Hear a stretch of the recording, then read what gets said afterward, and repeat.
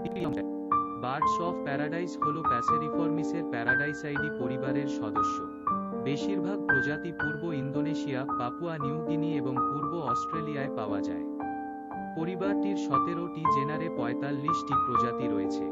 এই পরিবারের সদস্যরা সম্ভবত প্রজাতির পুরুষদের পালঙ্কের জন্য সবচেয়ে বেশি পরিচিত, যাদের বেশিরভাগই যৌনদ্বিরূপ। বার্ডস অফ প্যারাডাইস হল প্যাসেরিফর্মিসের প্যারাডাইসাইডি পরিবারের সদস্য। বেশিরভাগ প্রজাতি পূর্ব ইন্দোনেশিয়া, পাপুয়া নিউ গিনি এবং পূর্ব অস্ট্রেলিয়ায় পাওয়া যায়। পরিবারটির 17টি জেনারে 45টি প্রজাতি রয়েছে।